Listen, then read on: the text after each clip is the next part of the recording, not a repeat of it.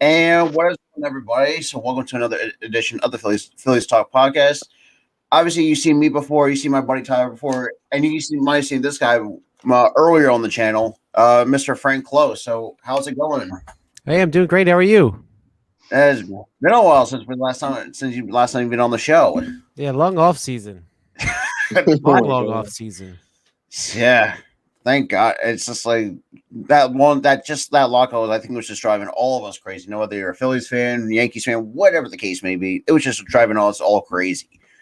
I felt like I couldn't do anything. I have my own podcast, and I just couldn't bring myself to like fill it with Phillies content that didn't exist. Yeah, absolutely. Everything just came to a screeching halt. It just made it seem like it's been forever since there was baseball. Yeah, it's just like, after it took 99 days, it's like literally you couldn't get this done earlier than it should have been. But I mean, it is what it is. But at least kind of get your take on, I think because me and Tyler we kind of been raving on about Bryson Stott last handful of times. It's like I want to kind of get your your reactions to what Bryson Stott brings to the table and just see what these veterans are kind of just praising the young kid. Well, I think he's got a heck of an eye at the plate, so he doesn't swing at bad pitches, makes a lot of good contact, which of course usually leads to a lot of hits.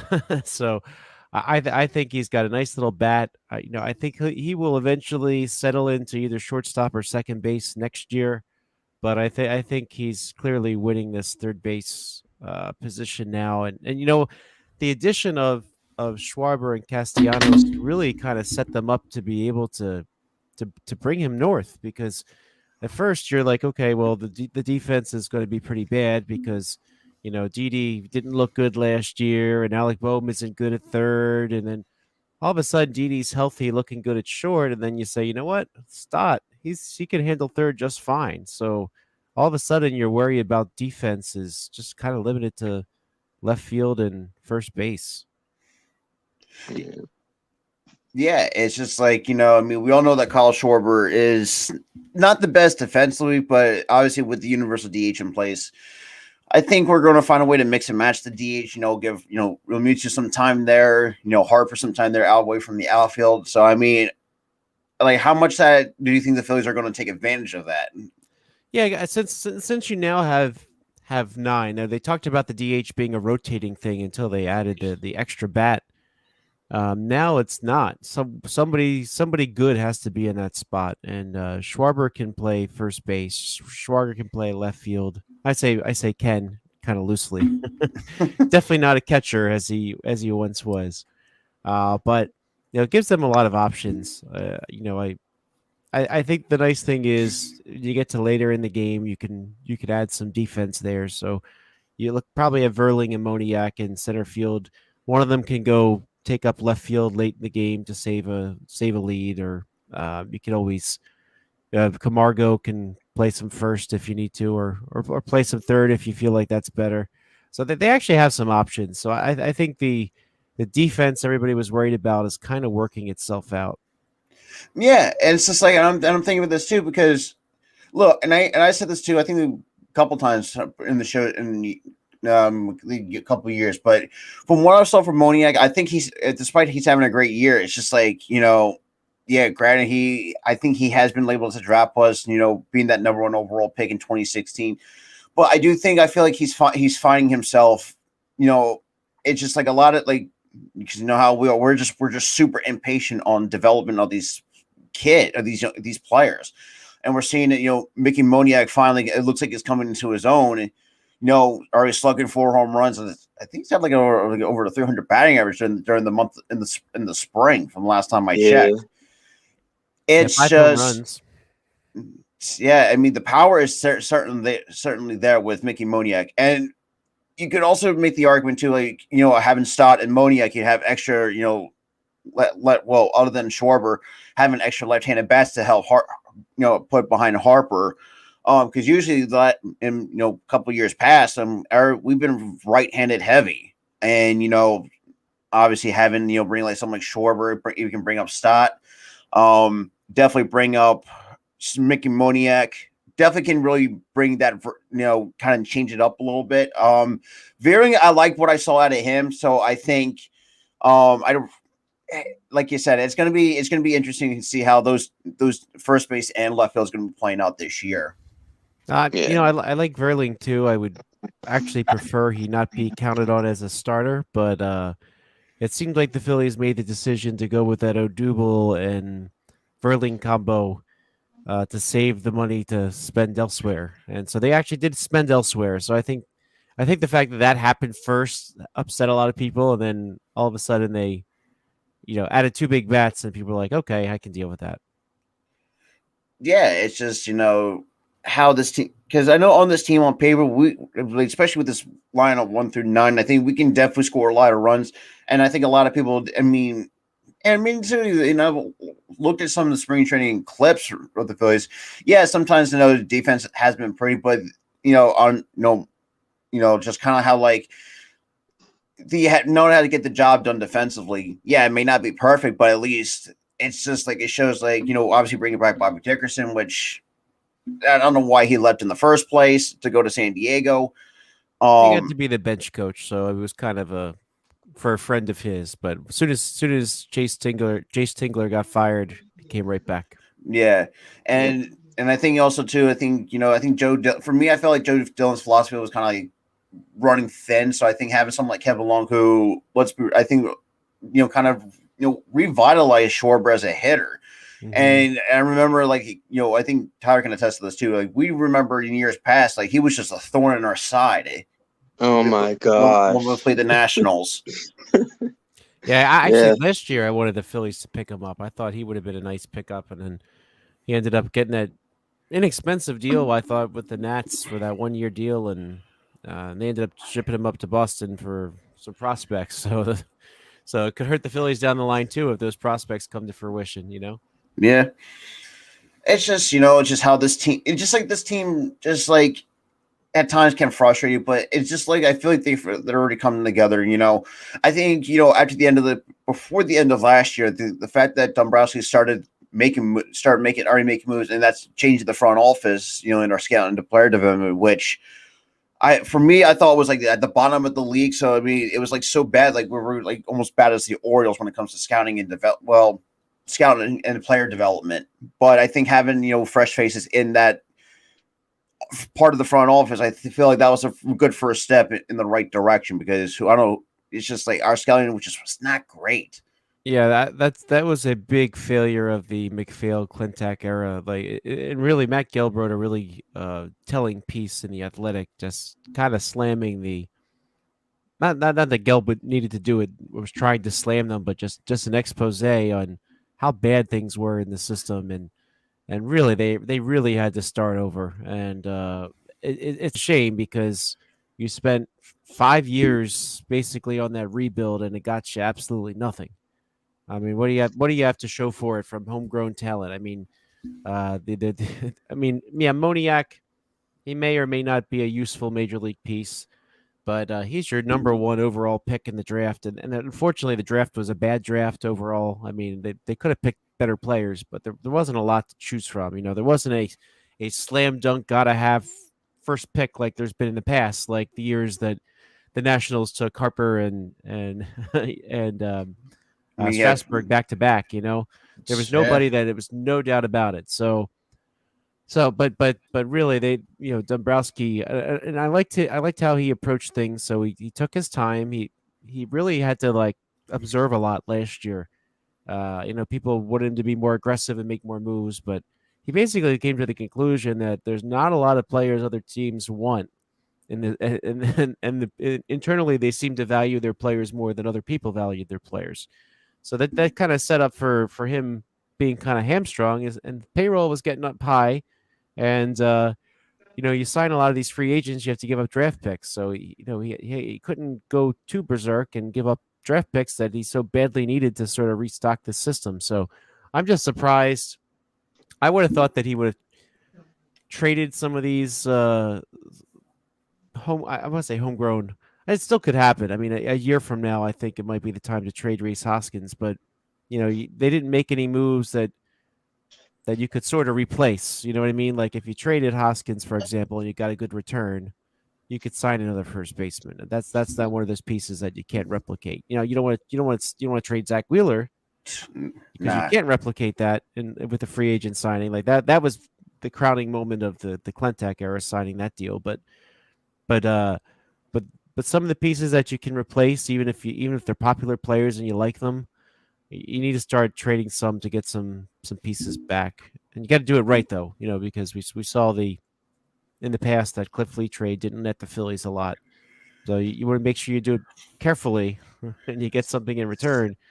But this really needs an overhaul. And it's really hard to try to win and overhaul the system at the same time. And that's what Dombrowski basically was brought in to do. And finally they came to the conclusion, well, at this point you've got Wheeler, you got Nola, you got Harper, you got Real Muto. All these guys are like in their primes. And if you don't just put the foot on the accelerator and go for it, you're going to miss this opportunity and just have a bunch of old guys that aren't productive. So it looks like they're trying to win. They're spending the money, and it's not a perfect roster. It's better than they had in a while. And in the meanwhile, the system, they just got to hope that the players they're drafting while this current iteration of the Phillies is going on in the major leagues, that they're developing and getting something out of their system. Right. Yeah, and definitely too. It's just like in I can definitely remember the Cliff Lee trade. It was not the prettiest by any stretch of the means, and granted, even this past all season before spring training starts, obviously when the Freddie Freeman news was kind of going around, we were in ties to we were tied to him as the Dodgers, like some of these other big market teams. But I'm thinking too, it's just like. Yeah, trading Rhys Hoskins, that could be a possibility going down the road if everything doesn't work out. But I think you can definitely make the argument. I think Hoskins has been, even without that core injury, has gotten better the last couple of years. Especially with the walk rate, his walk rate has been going up.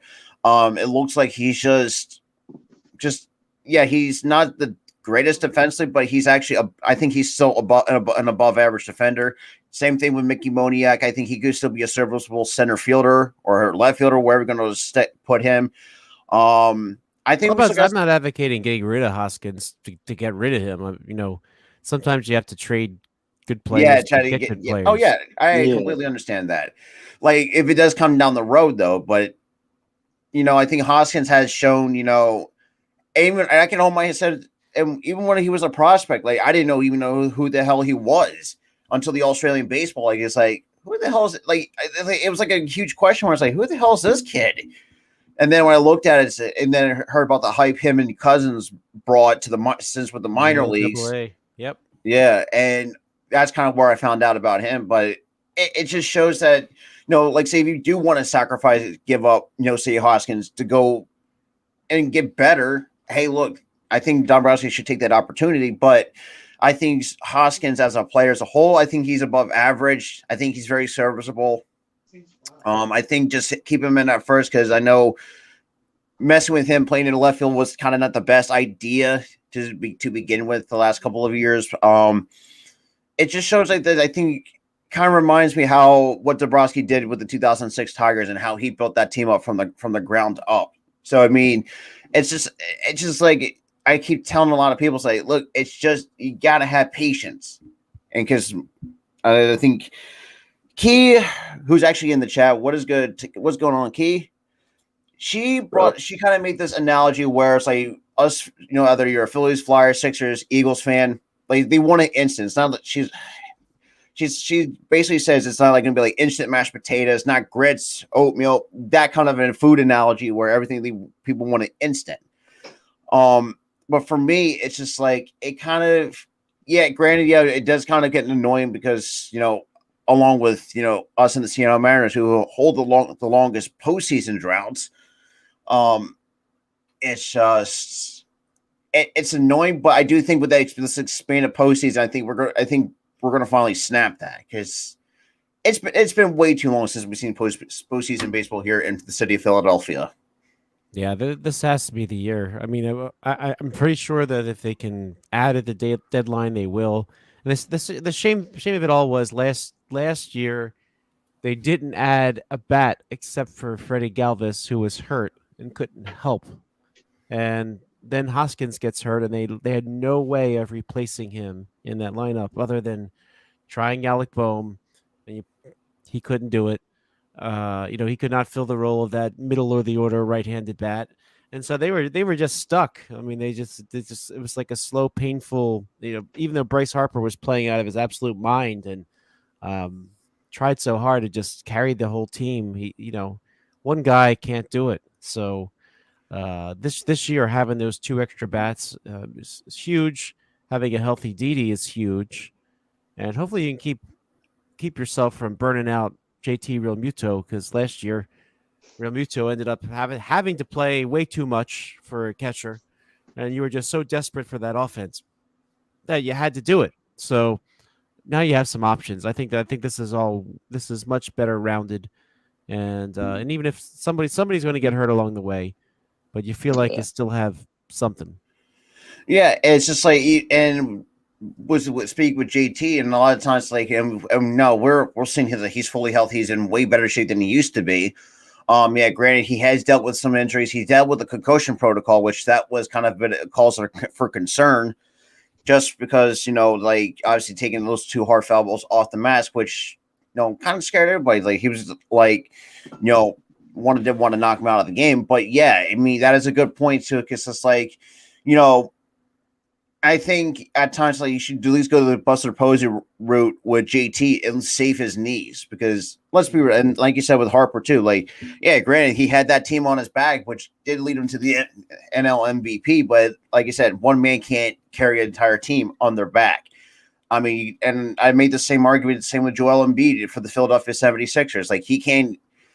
That it's just like you got to get some help, and obviously this year. Finally Milton actually come to his senses and actually wants to break that luxury tax threshold. We finally actually got him some help. I mean, they're great offensively. He's finally got a team around him. Yeah. So, and with Hoskins, I thought he was getting hot at the right time, but that unfortunate core injury just that was just a huge roadblock for us. Because because it was coming it was coming down to the wire between us. It's always going to come. I just seen this like always is coming. There's the NL East always going to come down to us and the Braves, but somehow the Braves always find a way to squeak it out past us especially from our mistakes. And the Mets always find it funny. I find it funny too, though, because every time we sweep the Braves early in the season, we falter at the end. Yeah, that's a very good point. The Phillies took to the Braves early. And of course, that's when they had Acuna, and then now they essentially. I mean, Alex Anthopoulos. I think he's an amazing GM for the Braves, and the way he was able to pick up Matt Olson after losing Freddie Freeman. Matt Olson had a better year last year than Freeman did. Now, and he's way younger. They have him for much longer. He's from Atlanta. Like everybody's gonna love him. And, he managed to, people would ask me like during the lockout, and I didn't do a whole lot of radio during the lockout. There's just nothing to talk about. But one of the questions that would come up would be, the Braves, are they going to repeat? I said, well, I'm starting to think more and more Freddie Freeman won't be back. And I don't know if they can compete without him. Well, I mean, they've found a way. You develop a good farm system, you can afford to bring on a young talent like Matt Olson and pay him lots of money to stay. The Phillies did not have an opportunity to take advantage of this A's fire sale, which is very unfortunate because a lot of good players left. Matt Chapman is an amazing talent. The Blue Jays landed him. And then he also landed a 2-year extension with the Blue Jays too. Yeah. And brought out his arbitration year. So like Canna, like we missed out on Canna. That could have helped with us because he was great offensively and a really good defensive outfielder too. That's a good point because it's like obviously we all know it's just the A's are just not just going to be super bad, but going down the road, but they have a bright future with all these prospects they're bringing in. Unfortunately, it's just like you really hate to see it as an Oakland A's fan, but yeah, it's just I wish we could have just taken advantage of that, snatching a Mark Canha or try to take a shot and get fuck it, bring in Freddie Freeman to help if we bring up at least be somewhat of an upgrade over Hoskins to some extent in a way that I think overall, if you looked at it numbers wise, we all know that Freddie Freeman is a way better defender and a better offensive player than Hoskins. But yeah, I mean, just Freddie Freeman is just one of those players that just knows how to be a thorn in our side. He's another player that's been a thorn in our side for a decade. It's just it was unfortunate to see the Phillies kind of just hang back a little bit, especially during the Ace fire sale, with Freddie Freeman still being on the market. Some of these other bigger names on the market just kind of come and go. Yeah. But I used to say the Phillies always missed out on all the Marlins fire sales too until they finally got Real Muto. Like that was finally one acquisition from the Marlins. But yeah, it's when there's opportunity there, it's the teams that take advantage of it are so much better off. I mean, the Blue Jays, just to go back to that for a quick second, they were talking about playing Vlad Jr. at third base, and you thought, oh God, and then literally the next day they get Matt Chapman, so it really escalated super fast, and being able to strike when there's opportunity is something you can only do when you have that farm system in place. Otherwise, then you're just spending money. Yeah, it's just granted, yeah, I mean, the Toronto Blue Jays, probably one of the better teams that had a better all season. Give some props to the Braves too, because obviously, I think, get a younger first baseman. I think it's a very cheap one too, from what I understood from how that contract is broken down. It's just, aiming with the Real Muto thing, and the fact that because I don't think we were never tied to Real Muto, because it was it comes down to I think 3 or 4 teams. I know the Nationals were tied to him. I think the Braves might have been tied to him. You said the A's. I think the Yankees were. Yeah, and then all of a sudden, then we come out from under the radar and snatch them away from them. Unfortunately, we had to make that sacrifice, but I think in the end, I think it's kind of worked well for both sides. So you can't. It's I know a lot of Phillies fans kind of like to see six. So, but if you look, the concern was always been he had always had arm issues, which that was a big cause for concern. So I was willing to make that sacrifice to give up someone who has dealt with arm injuries, and get someone like a JT Realmuto, who's one of those five-tool players in the major leagues today. Yeah, they did pay a decent price, but honestly, in the end, Sixto Sanchez still hasn't found his footing in the major league, so I think they got a good deal. I mean, that's the thing too. When you have these prospects, they're still just prospects, but some work out, some don't. You don't want to trade. You don't want to be the person to trade the one that works out. I mean, Ed Wade was adamant against trading Chase Utley back in the day. Obviously made the right decision. That was the name that was thrown out there, or Jimmy Rollins was someone that was thrown out there to be in a trade with Oakland. Who was it for Tejada? There were some rumors back then. They held on to the right ones. A couple times. It sounds like the Ryan Howard. There was a trade that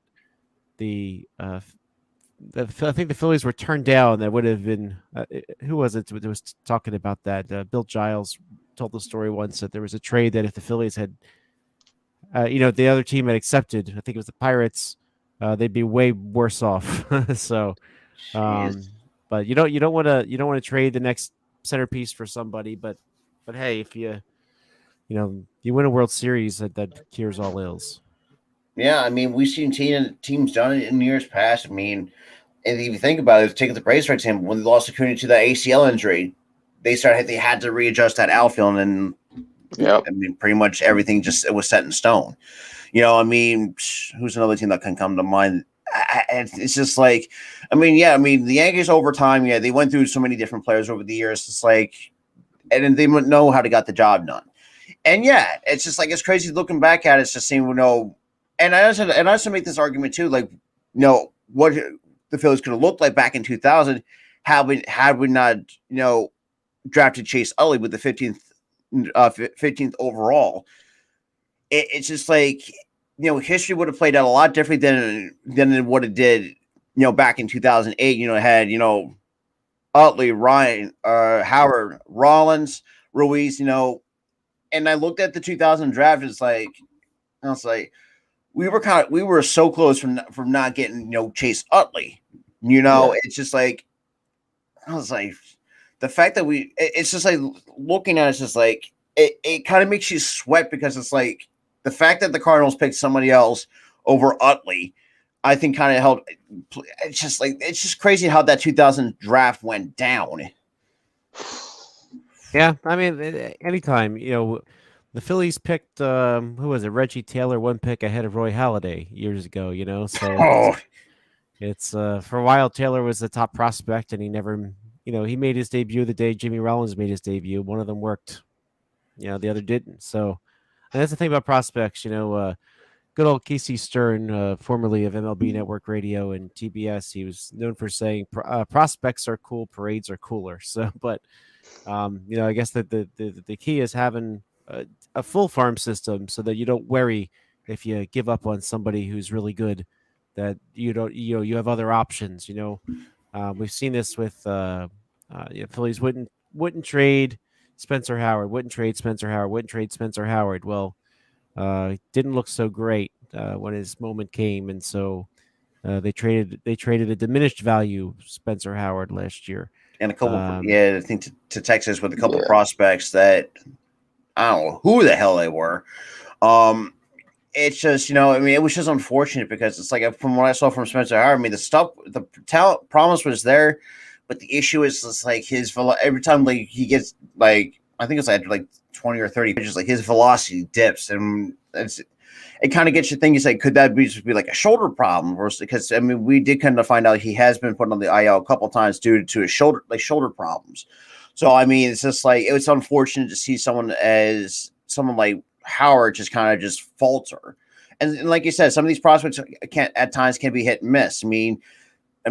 Taylor and Rollins, and like you said, the one person worked on that was Rollins.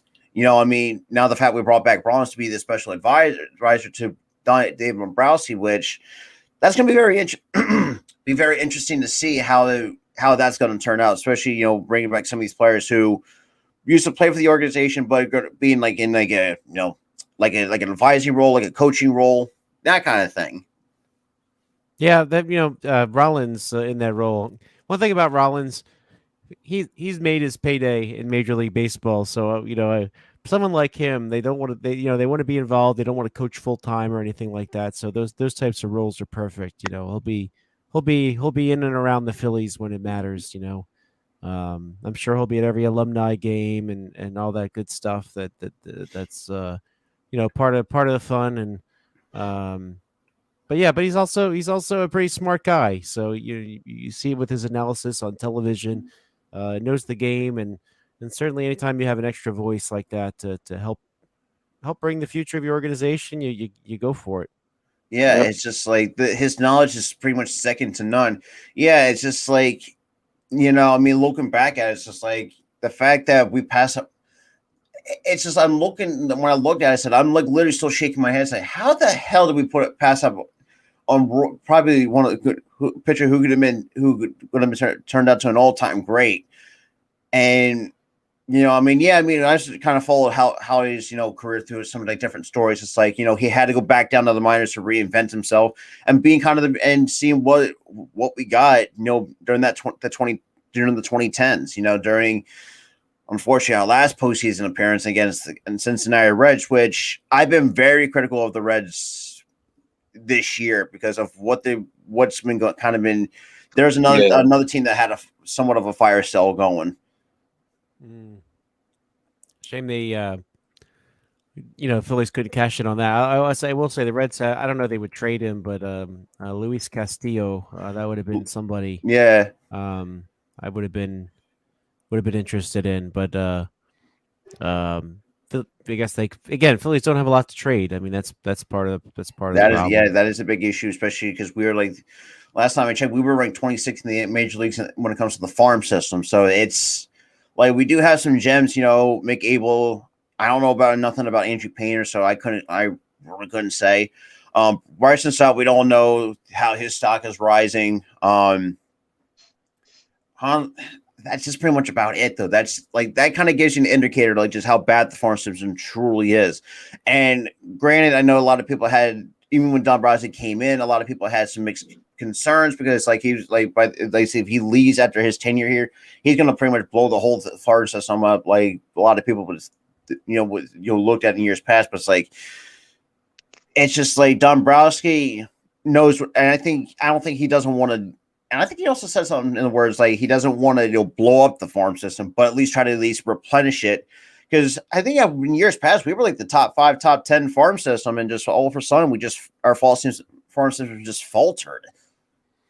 Yeah, they need work. It was a bad philosophy in the Clintac years, unfortunately. It's just a lot of work. Yeah, just a lot of work, and just I don't know.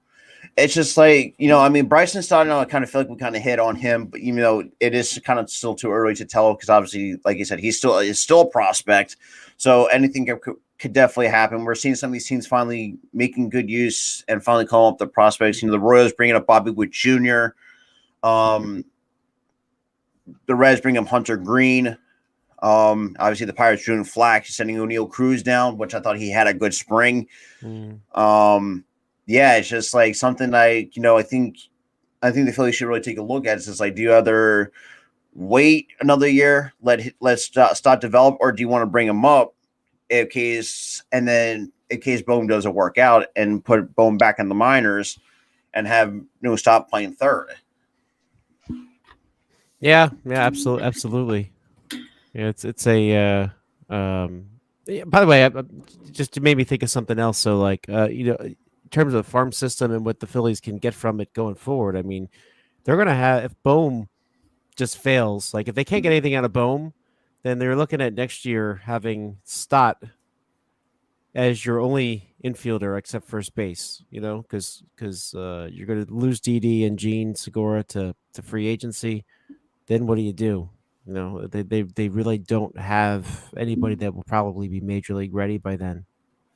Because for me, that's a very good point. But I think because like I don't mind letting Didi walk, but I think you cannot lose Gene Segura, because I think Gene Segura as a player throughout his career has been very valuable. Yeah, the kid, even though last year he popped 14 home runs, which is something like from Gene Segura really doesn't happen often, but I think he still brings you some values with the bat and definitely with the glove for sure at second base. So I mean, we can't.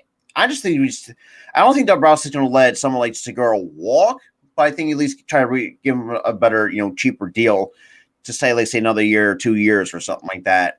Didi, I don't mind walking, because I think, yeah, it's like that's just crazy. It's just like because like you said, we don't really have much anybody for Major League ready, but just kind of looks we're gonna have to deal with what we got until somebody is ready, unfortunately. Yeah. Well, the thing about Gene is he's making $15 million. Often, I'll say this: like the Cesar Hernandez, Josh Harrison, starting second baseman types, they were available for about $5 million a year this year. They might want to do something like that because they can't spend all that money on the middle infield like they did this year. I mean, Didi and Gene combined are $30 million. They probably could use that resource elsewhere if you can. I think you can do second base cheaper than the price of Segura. And by the way, Segura, not that he's a bad player, but like the contract is overpriced. And that's what they had to take on to dump Carlos Santana, which was a bad idea by Matt Klentak, thinking that Rhys Hoskins could be thrown in the outfield and be fine. So the the effects linger on from that. Yeah, unfortunately, Yeah. but and I can say this too, man. I wouldn't hesitate, because let's be real. I would not hesitate to bring Cesar back on like a 1 year or 5, like on a cheap deal. Because I thought Cesar, a lot of times people kind of just really somewhat undervalued him, because I thought I thought he was pretty decent during his tenure here. Yeah. I mean, the guy is not known as a power hitter, but he has shown some flashes of some power, especially last year, certain time with Cleveland. The fact that he hit for a little bit more power during the time of Cleveland, the fact and just seeing him win a Gold Glove, it just makes every Phillies fans just shake their heads like, what the hell did we do wrong? And seeing these former players going out and just having the better years of their careers. Yeah. Yeah, and that's the thing. You never really know when somebody is going to break out. Especially the relief pitchers. They're like year to year. You have no idea, right? So Yeah, you just gotta hope that that this is the year for some of them. I mean, like probably before your time, but I was a kid with the '93 Phillies, and that was when everybody seemed to have their peak season all at the same time. And that happens sometimes in baseball. Phillies were one and done that time, but yeah, you need to fire on all cylinders, not just some. Yeah, it's just and you definitely make it to some of the guys in the bullpen too. Like they need to start going to have breakout years because obviously we brought in Corey Knebel to help out with the back end of the bullpen. We brought in Familia. A lot of people didn't really think he was worth $6 million, but what can you do? Because I don't think it really. It's not that. It's not as expensive as a lot of people would think it is. Yeah, I think that I'm fine with that amount. I mean, it's basically the Archie Bradley contract again. Like the 1 year. I mean, 1 year deals are less risky than multi-year deals. But I'm surprised. The Mets were interested in bringing him back. He's pitched most of his career there, except for the one where he was traded to the Athletics. I think that's in 2018. And then signed right back. Mets were interested, but even the Mets apparently have a limit to what they can spend. Yeah, unfortunately, man. And with the Mets too, it's just like no matter how good they do, they just they're like kind of like us. It's like they always find a way to kind of basically falter towards the finish line. I mean, we saw it, for over 100 days leading the NL East, wind up struggling because I think because Hayden, who's a Mets contractor, I talked to yesterday because he kind of brought the idea to say as soon as DeGrom went down, that's the catalyst for the wheels starting to fall off. Yeah, because we saw it in spring training. Now he's going to be out for at least couple of months. That's going to really put a damper on what the Mets are going to be doing. And now with with Scherzer with the day-to-day hamstring issue, which it kind of thinks it's like, did they really make the right? And look, it means DeGrom. I mean, Scherzer's not a bad pitcher by any stretch of imagination. It's just like, how much longer does he have left in the tank, though? Because I think he's going to be somewhere getting almost up to his 40s very sooner rather than later. A lot of people would expect for a guy who has done so much, though. I mean, spent with got drafted by the Diamondbacks. Spent his short time in the NL East, went to the Tigers, and then comes right back. It's just like it kind of raises the idea, like, did the Mets really overpay for something like a Max Scherzer? Absolutely, they did. Yeah, that, like even last year. I mean, I will say the Dodgers were really pushing him. I did think he broke down a little bit, probably because of that. But DeGrom has not been reliable the last few years. So the Mets re-signed him. I get why, but you don't want to just let him walk. But it's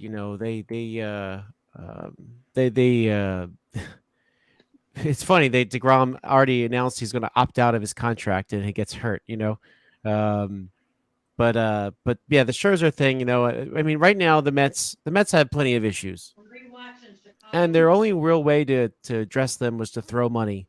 And with the types of players you get in free agency, that are pitchers usually are way overpaid and substantial risk. Even the fact that they signed Marte, like again throwing money. He's going to be a corner outfielder for a lot of money. I mean, you got to think that they're going to have that this could hamstring the Mets for years. All the money they're laying out here for these question marks. I mean, again, the way to really win is to build your own core. Now, the Phillies also 4 years down the line maybe in the fourth year of Schwarber's deal, they're going to have a few broken down players. But you better be ready to boost the farm system to overcome that. But the Mets are definitely in a precarious situation right now. I mean, how much money is that for their top two pitchers?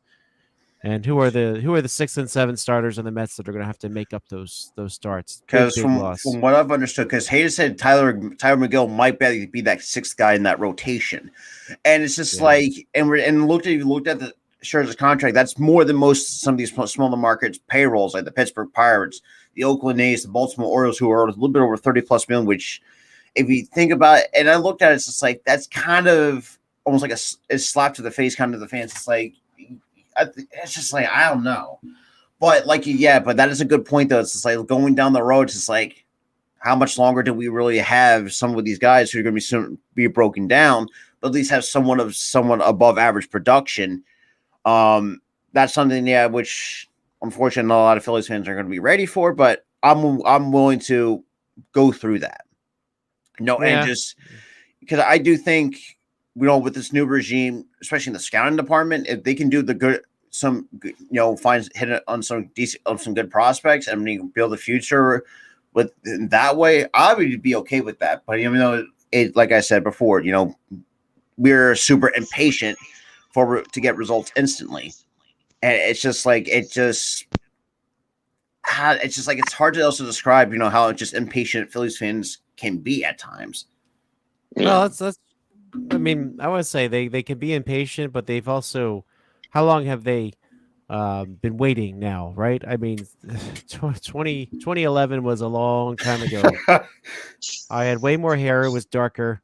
And, like if I think back to what I was doing in 2011, it's not even close to what I'm doing now. That's a long time ago. That's a long time for a team that has this kind of money in a major media market. They're way overdue. They need to make the playoffs. Period. Like if they don't, I think some heads will roll. Yeah.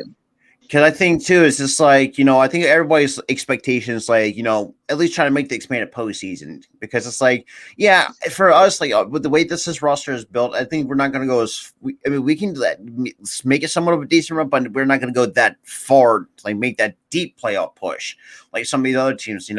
Like Atlanta.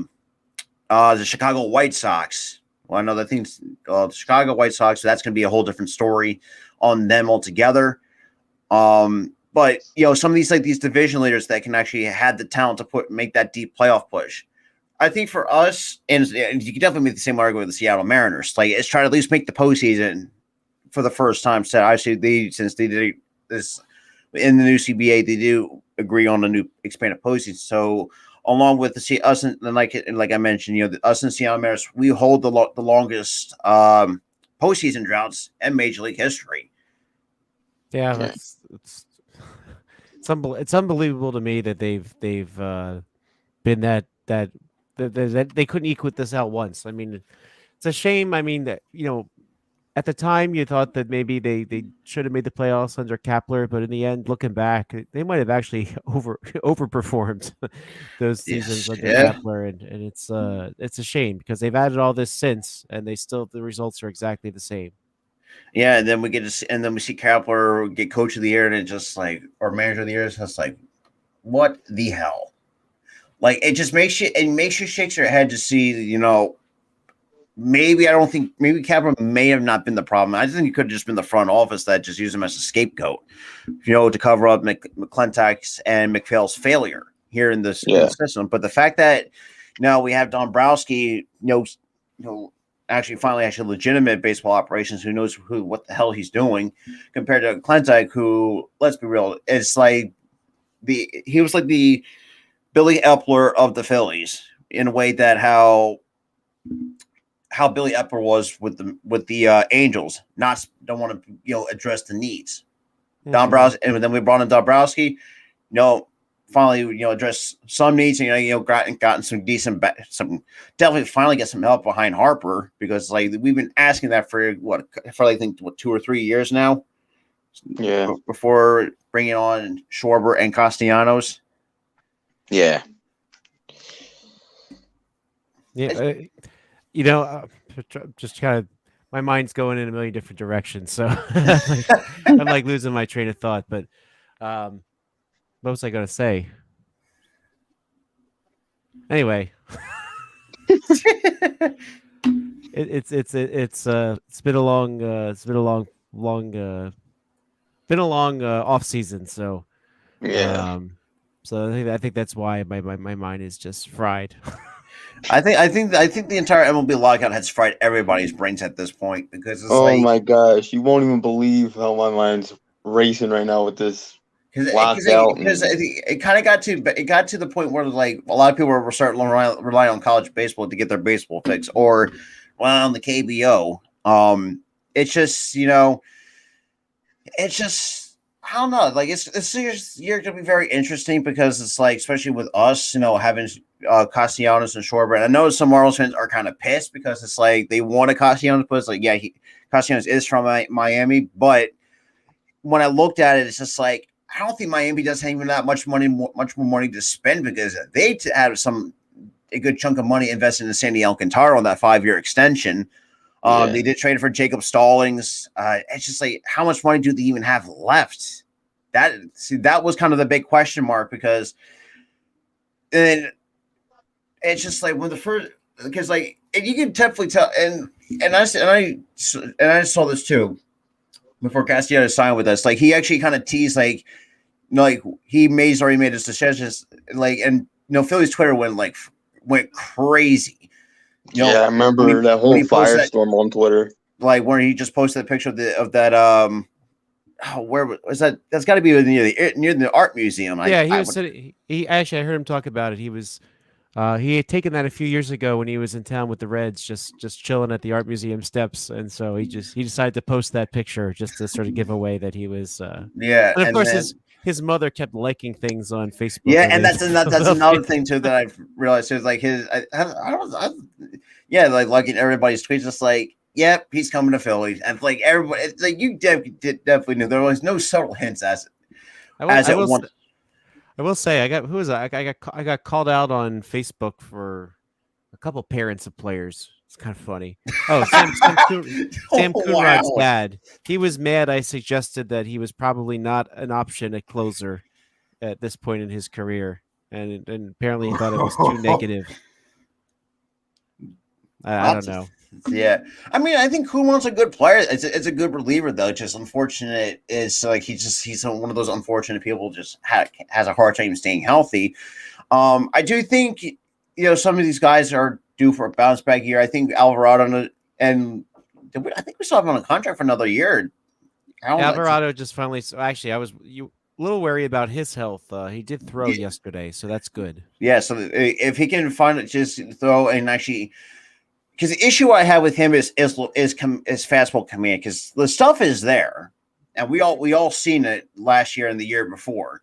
Yeah, granted, 2020 was not the best year, but it's that his command has been very inconsistent, and it kind of gets. And it's the same worry that I have sometimes same with Familia too.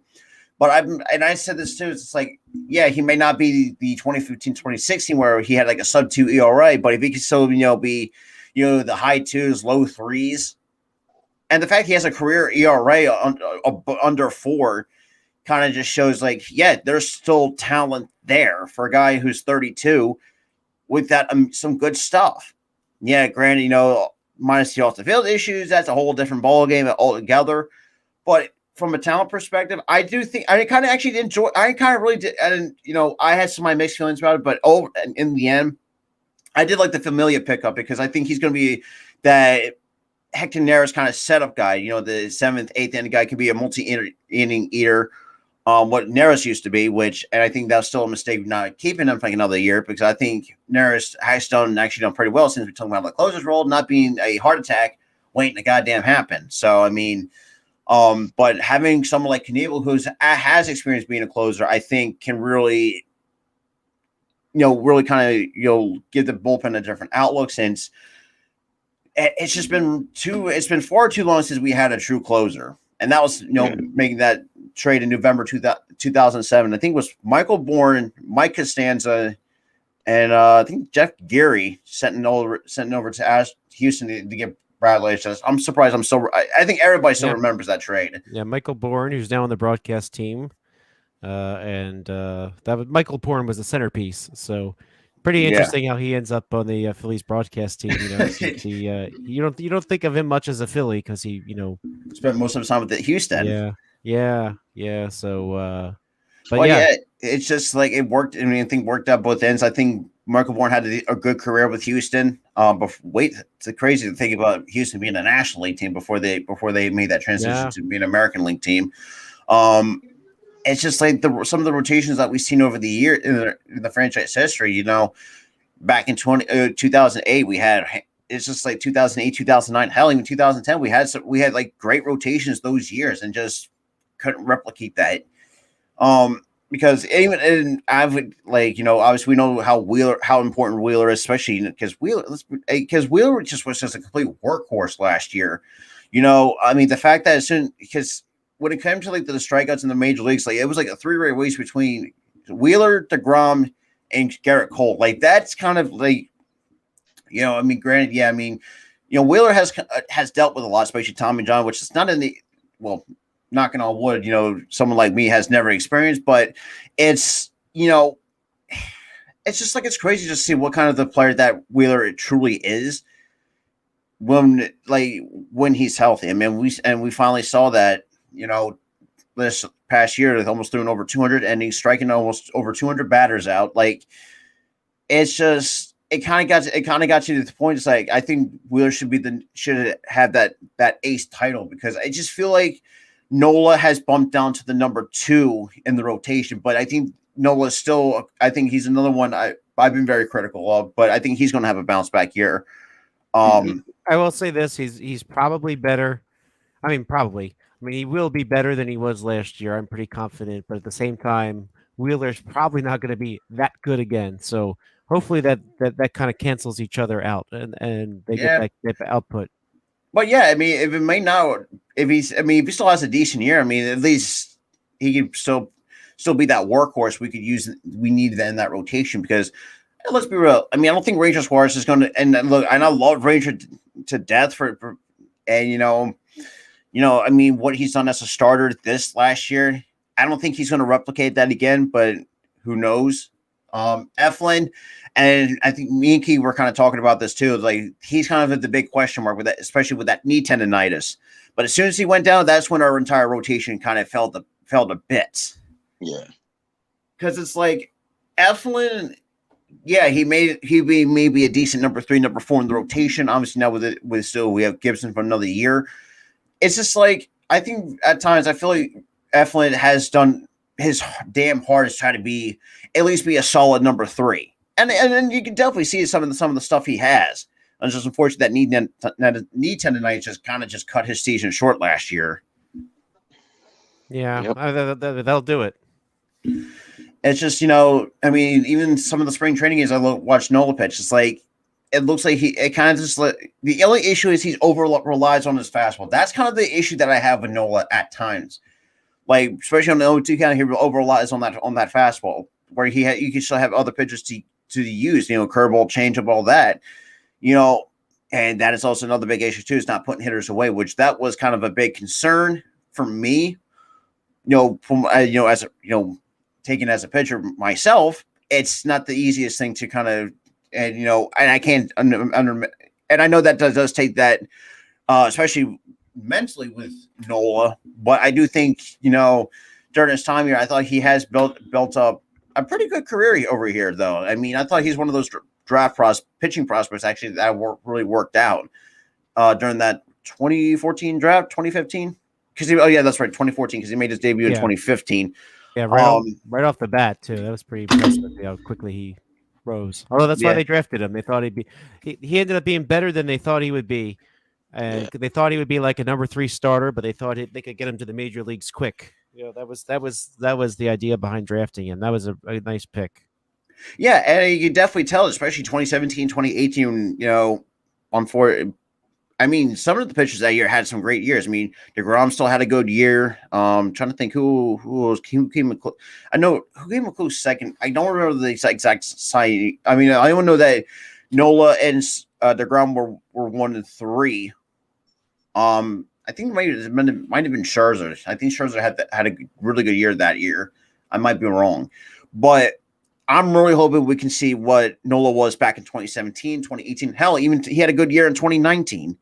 It's just, just unfortunate. I think he just had a mental roadblock. I think that's for me. That's what I would think that could have happened. Nola was a mental roadblock for him. And I think the talent and the stuff is still there. I think it's just all up in the mental game of Aaron Nola. Yeah. I feel like Nola gets himself into trouble. He wasn't able to put now, and I know someone blamed Real Muto for this, but like he gets 2 strikes and then that's when he gives up the home run. He's struggled putting hitters away. And maybe that's the mental aspect of the game. You know what I mean?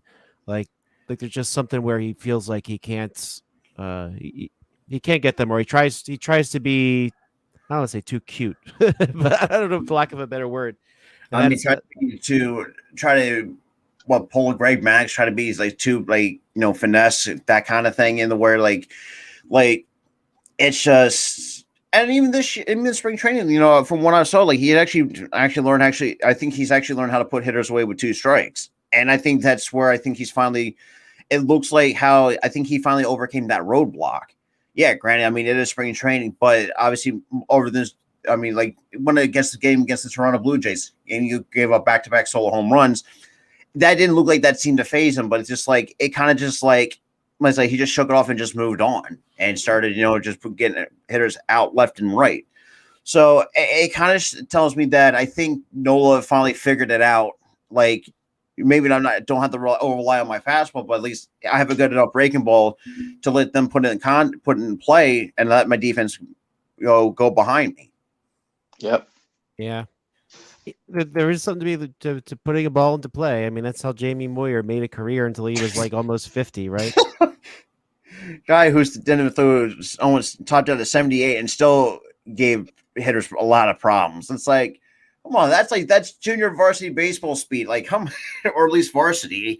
That's like it's just like that's just funny, just how Jamie Moyer had that kind of career. And just be as super effective as he was, though, at kind of his age. It's just, I just find it hilarious. Just like people just had a hard time getting hits off of him. Yeah. Like, it was just so slow. It's like literally he's like giving to you on a string. It's like, but I think overall, I think just like this team, I think it has gotten better, but hasn't got better enough to where they can win the division.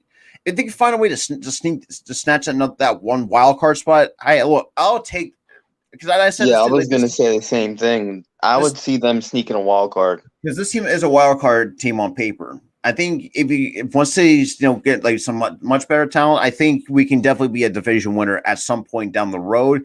Yeah. But I think let's say give like the next couple of years, will we still be a wild card team? Because I think there's going to be more moves made. Hell, even this year there could be some more moves made at the trade deadline. So we can probably flip somebody and get something at least somewhat better in return at the trade deadline. But that's going to be very, very interesting to see, and especially after the All-Star break, which that was kind of our biggest downfall was to some extent after the All-Star. I think it was before the All-Star break, because I think after unfortunately when we lost 2 out of 3. To the Pittsburgh Pirates, after getting swept by the Diamondbacks, which let's be real, I had other fans, keep notifying me about it. It's like, yeah, I'm starting to move on from it because the Diamondbacks ain't that great. The fact that losing 2 out of 3 to the,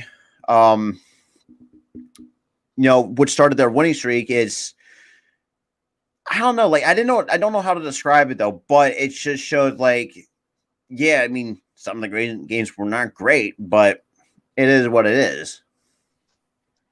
Yeah. I think I think the Braves are still the best positioned team in the East, but you know what? I think this division is going to beat up on each other a lot. So, I mean, that's the one thing that could bring the win total down in the East is that they play each other so much. So, Yeah. that's something to think about. And the Phillies always seem to lose to the Marlins, so you got to account for that too. But really, this should be a wild card team, but as we've seen before, things can go wrong. Take it from the Padres, man. Their second half collapse. We were kind of being a part of it. After we swept them, we knocked them out of the wild card, and it's just like now, adding, adding Sean Manaea from another guy. I would have thought, he'd been with at least a decent number 4 or number 5 in that rotation. Have Ranger back in the bullpen.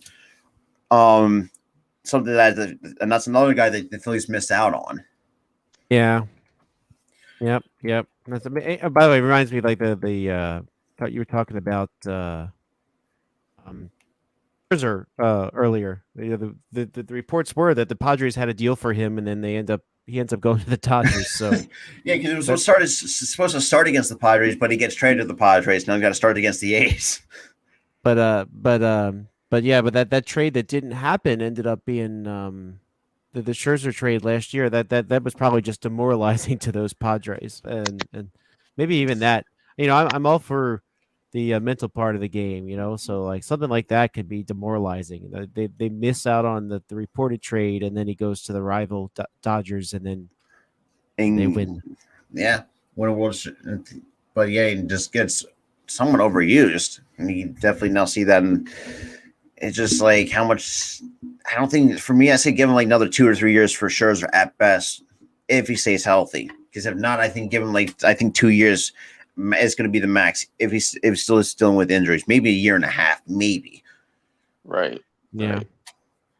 But yeah, Frank, I do appreciate you coming on. I know it has been a while since the second time you've been on the show. I do appreciate it. I do appreciate anybody who was in the chat, though. But yeah, Frank, I really appreciate you coming on talking Phillies baseball for the past hour.